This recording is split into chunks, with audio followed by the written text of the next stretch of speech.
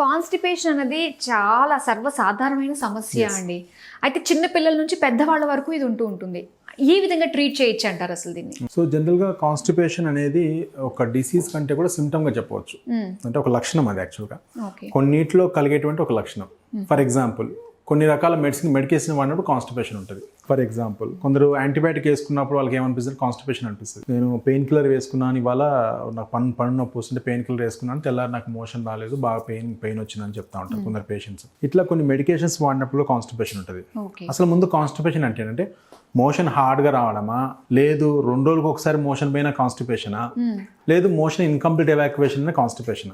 So ఇట్లా చాలా రకాల డెఫినేషన్స్ కూడా ఉంటాయి వాటికి. సో జనరల్గా కాన్స్టిపేషన్ ఏంటంటే మనకి వెల్ ఫార్మ్డ్ స్టూల్, జనరల్గా కమోడ్ మీద 3 minutes కంటే ఎక్కువ టైం స్పెండ్ చేయకపోవడం, and well formed stool, and రోజుకి 1 డెఫికేషన్ మ్యాక్సిమం. ఇలా ఉన్నప్పుడు జనరల్గా అది హెల్దీగా ఉన్నటువంటి డెఫికేషన్ అనమాట. అలా కాకుండా ఇన్కంప్లీట్ స్టూల్స్, మోషన్ వెళ్ళినా ఒకవేళ లూజ్గా అనిపించినా వాళ్ళకి మోషన్ మళ్ళీ బ్రేక్ఫాస్ట్ అయినా మళ్ళీ వెళ్దాం, ఈవినింగ్ టైంలో మళ్ళీ ఒకసారి వెళ్ళేద్దాం ఇంటికి వెళ్ళగానే, ఇలాంటిలో చూస్తారా వీటిని కూడా మనం ఒక విధంగా చెప్పాలంటే కాన్స్టిపేషన్ చెప్పవచ్చు.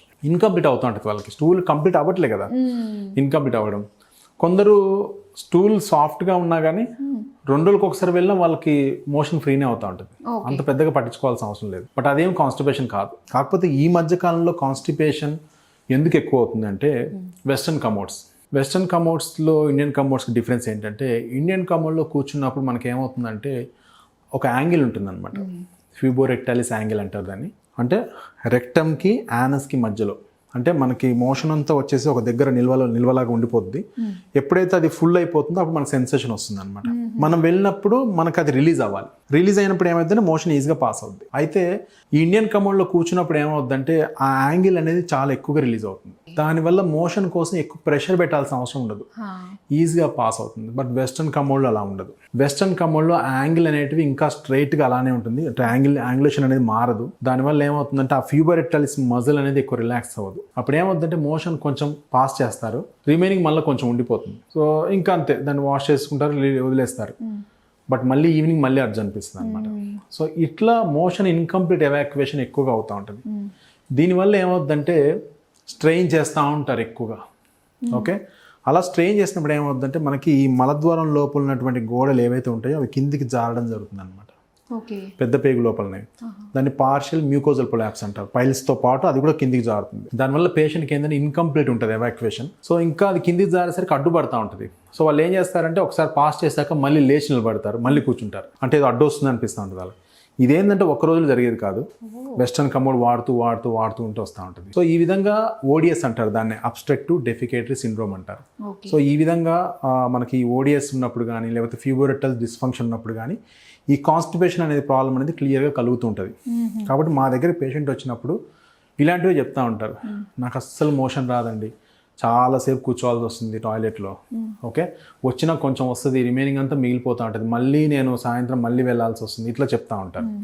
సో వీటికన్నిటికీ మనం తెలుసుకోవాలంటే ఎంఆర్ఐ డెఫికోగ్రామ్ అని ఒక టెస్ట్ ఉంటుందన్నమాట. మలద్వారం లోపలికి ఒక ఆయిల్, మనకి ఒక రేడియో ఒపెక్ మెటీరియల్ లోపల పంపించి ఒక ఎంఆర్ఐ తీస్తారు, డెఫికోగ్రామ్ అంటారు. దాంట్లో ఈ మలద్వారం లోపల ఉన్నటువంటి ఏవైతే గోడలు ఉన్నాయో వాటి యొక్క యాక్షన్ ఎలా ఉంటుంది, అంటే మనం మోషన్ కోసం అర్జు చేసినప్పుడు ఆ యాంగులేషన్ ఉంటుందా లేదా, కరెక్ట్ రిలీజ్ అవుతుందా లేదా అనేది మనకు తెలుస్తుంది అన్నమాట.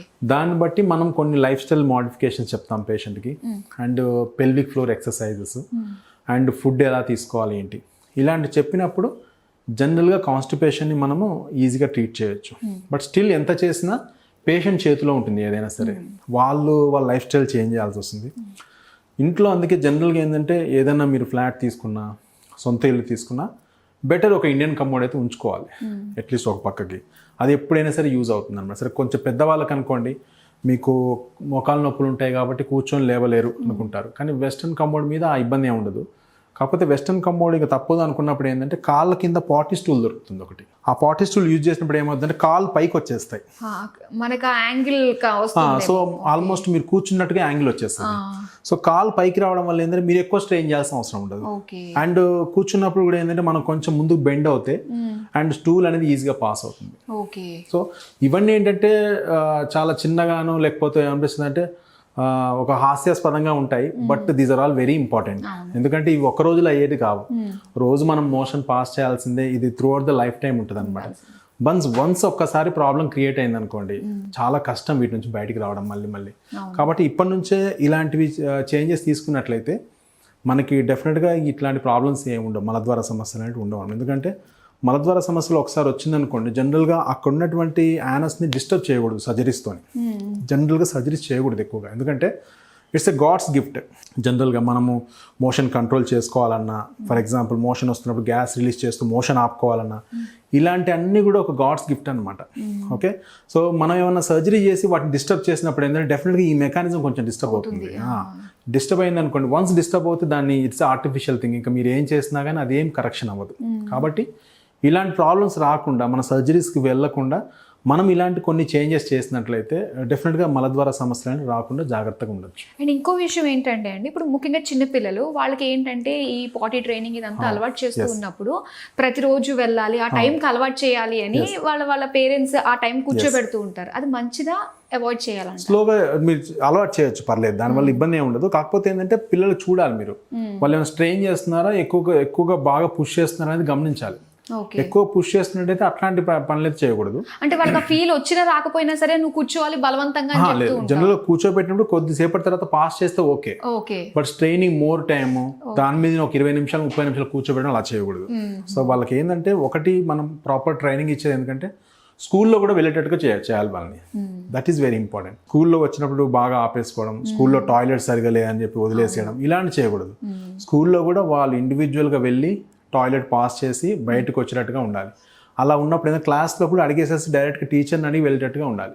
అలా ఉన్నప్పుడు ఏంటంటే ఇబ్బంది ఏమి ఉండదు. ఎందుకంటే వాళ్ళు సరే ఫర్ ఎగ్జాంపుల్ ఇప్పుడు స్కూల్స్ అయితే మరి 7:30కి 7 o'clock ఉంటాయి, వీళ్ళు లేవడం 6 o'clock లేస్తారు. సో త్వరగా లేపి ఉరికించడం, ఎవరు కూడా టాయిలెట్కి వెళ్ళరు. సో కాబట్టి ఏంటంటే వాళ్ళకి స్కూల్లో కూడా నీకు అనిపిస్తున్నాడు వెళ్ళినానని చెప్పాలి. వాళ్ళకి వాటర్ ఎక్కువ తాగమని చెప్పాలి. వాళ్ళు ఏంటంటే చిన్నపిల్లలు వాటర్ ఎక్కువ సరిగ్గా తాగరు, వాటర్ తాగమని చెప్పాలి. ఇలాంటి చిన్న ట్రైనింగ్ ఇచ్చినప్పుడు ఏంటంటే జనరల్గా వాళ్ళకి అలాంటి ఇష్యూస్ ఉండవు. థ్యాంక్ యూ సో మచ్ అండి, కాన్స్టిపేషన్ గురించి డీటెయిల్గా మాకు తెలియజేసింది. Thank you so much.